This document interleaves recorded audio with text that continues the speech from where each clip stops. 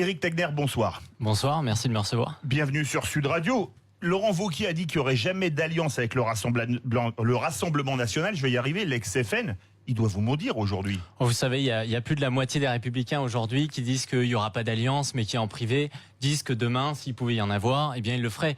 Parce que vous disiez tout à l'heure que finalement, est-ce que c'est une possibilité? Je dis surtout c'est une nécessité, parce qu'Emmanuel Macron, il a complètement cassé l'ex-UMP. Emmanuel Macron, il a repris à la droite un peu la caution économique. Finalement, il ne reste que la caution identitaire. Et tous les analystes sont d'accord pour dire que, par exemple, lors de la loi sur l'asile, immigration, les amendements du Rassemblement national étaient les mêmes que ceux des Républicains. Donc soit on considère que l'économie est prioritaire, on va chez Macron, parce qu'il fait objectivement mieux que ce qu'on a fait entre 2007 et 2012, soit si on considère que c'est l'identité, eh bien on est capable de faire une coalition avec le Rassemblement national ou Debout la France. Mais justement, est-ce que quelque part, on entend certains des Républicains qui disent, vous dites en off, il faudrait s'allier avec le Rassemblement national, et d'autres qui disent, parfois en on, je crois notamment que c'est le cas de Jean-François Copé, que Macron fait économiquement ce que la droite n'a jamais osé faire.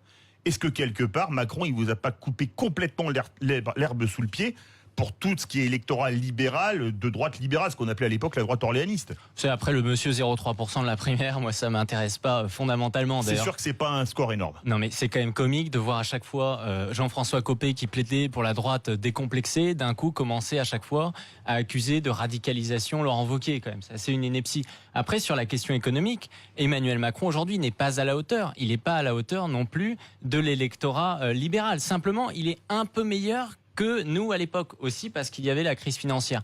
Mais sur l'économie, je suis désolé, il n'y a pas eu de baisse de la dépense publique, il n'y a pas eu surtout de réforme de l'État, parce que l'idée n'est pas simplement de baisser la dépense. L'idée est de dire que l'État va se concentrer sur certaines fonctions régaliennes. Sur la réforme des retraites, je ne vois pas réellement d'ambition sur le sujet, et surtout les classes moyennes ou les retraités qui prennent toujours cher. Et finalement, pourquoi aujourd'hui la cote de popularité d'Emmanuel Macron tombe ? Parce qu'on constate qu'on paye, non pas seulement depuis Emmanuel Macron, mais depuis Hollande, où Macron était lui-même ministre de l'économie, mais il n'y a jamais de résultat. Il y a un vrai problème d'efficacité. Philippe Bilger, vous croyez-vous à l'union des droites? Moi, je la souhaiterais. Une fois qu'on a purgé le Rassemblement national du père et de ses délires historiques et scandaleux, que Marine Le Pen peut être discutée bien sûr, mais qu'on se retrouve dans le cadre d'un débat purement politique que les médias ne sont pas prêts à affronter parce qu'ils préféraient l'ancien système. Eh bien, je ne vois pas au nom... Sur Sud Radio, on parle vrai. Oui, mais tant mieux. Je ne vois pas au nom de quoi, alors qu'il n'y a pas l'épaisseur d'une feuille de cigarette entre une certaine branche des Républicains et le Rassemblement national épuré. Si je peux ajouter une chose. Mais bien sûr. Laurent Wauquiez, à mon avis, commet une erreur parce qu'il attaque en permanence Macron sur ce qu'il a de droite. Et sur ce plan-là, vous l'avez dit, enfin, vous, Philippe, il est presque beaucoup plus inattaquable que la droite elle-même. Il a fait une politique beaucoup plus libérale que Sarkozy. Là, sur le plan régalien, sur le plan judiciaire, sur le plan sociétal, il y a énormément de gauche en Macron, mais on l'oublie. Jean-Claude Mailly. Oui, vous dites que Emmanuel Macron a cassé l'UMP, qui a cassé le PS. C'est vrai qu'il a remporté l'élection présidentielle. Il a bouffé sous le centre-gauche, il a mangé sur le centre-droit, mais ces deux partis ont aussi leur propre responsabilité. Je veux dire, il ne faut pas évacuer la responsabilité de ceux qui étaient à l'UMP ou de ceux qui étaient au Parti socialiste. Moi, je pense que alors, est-ce qu'elle est souhaitable, ou est-ce qu'elle est possible, ou est-ce qu'elle est souhaitable? Possible, c'est toujours possible. Moi, de mon point de vue personnel, c'est pas souhaitable, parce que je considère qu'aujourd'hui, on a assez de risques qu'on appelle populistes, libéraux, quels que soient les termes en Europe. Voyez la Hongrie, voyez l'Italie, etc. Si on veut faire évoluer l'Europe, c'est avec de telles configurations. J'ai plutôt une tendresse, historiquement, pour les gaullistes sociaux. Et donc là, on s'en éloignerait. Même si Wauquiez fut démocrate, il était pour la social-démocratie.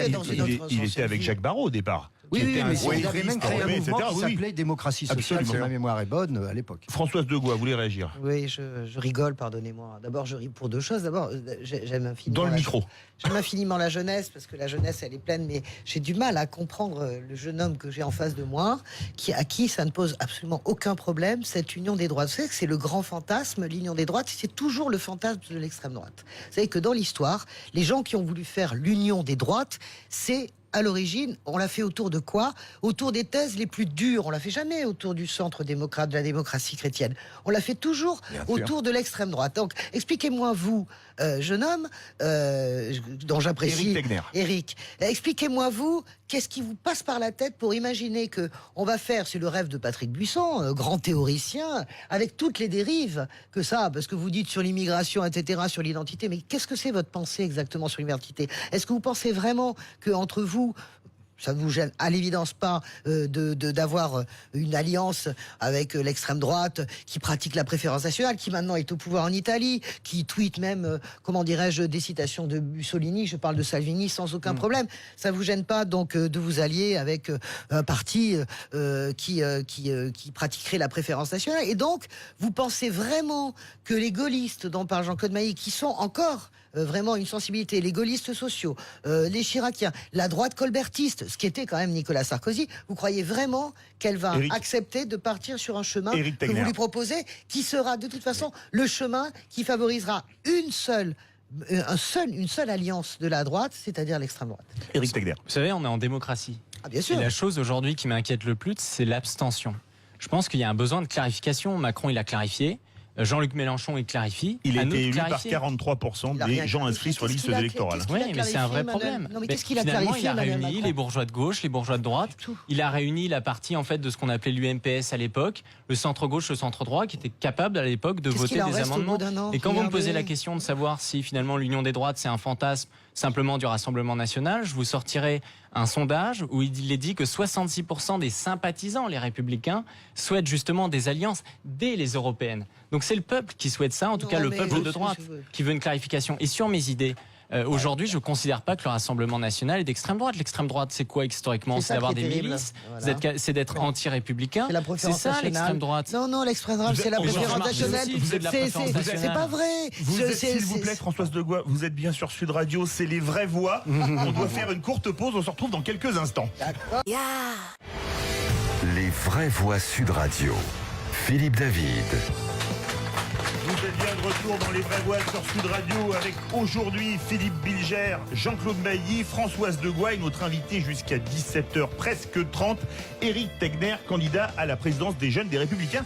Vous avez parlé il y a quelques instants des européennes, mais comment est-ce qu'on peut faire l'alliance sur les européennes entre des gens comme le RN et DLF qui sont des souverainistes et les Républicains qui sont devenus eurofédéralistes depuis le traité de Lisbonne? Écoutez, mais depuis un an, je ne cesse d'entendre les journalistes qui disent tout le temps que Laurent Wauquiez serait eurosceptique, il a écrit son livre. Ah non, il était proche de Jacques Barrot, il était très pro-européen. Oui, mais c'est assez drôle quand même. Aujourd'hui, on le traite comme pro-européen, mais quand il était candidat à la présidence des Républicains, l'attaque principale contre lui, c'était le fait qu'il soit eurosceptique. Il a écrit un livre en 2014 qui s'appelle « Europe, il faut tout changer », où il préconise une Europe à 6, il préconise la suppression de la Commission européenne. Donc je suis désolé, on a également Guillaume Pelletier, quand même, en numéro 3 du parti, qui vient également du Rassemblement national. Julien Aubert, qui va prendre la tête de l'école de formation des cadres, l'élite intellectuelle de demain, qui vient de chez Dupont-Aignan et qui est très souverainiste. Donc à ce niveau-là, voilà. Après, ce qui comptera, c'est est-ce qu'on veut être crédible? Est-ce qu'on a un discours eurocritique à Paris et à Bruxelles, on serait eurofédéraliste? Et c'est tout le problème. Et c'est là où Laurent Wauquiez doit clarifier. Il doit dire, au sein du PPE, on fait un schisme, on est capable bien d'assumer plutôt la ligne d'Orban plus que la ligne qui va voter pour le CETA. Et c'est toujours de la clarification. Moi, je plaide simplement pour qu'on arrête l'arnaque intellectuelle. Mais c'est ça l'arnaque intellectuelle, c'est cette dérive-là. Pourquoi est-ce que vous voulez faire des accords, à part pour gagner les élections, mais pour gouverner comment? Vous gouvernez comment? Vous savez, votre union de la droite, elle est aussi impossible que l'union de la gauche. Vous êtes capable de faire gouverner, travailler ensemble une gauche de gouvernement. On l'a montré sous Jospin, la gauche plurielle, de la manière.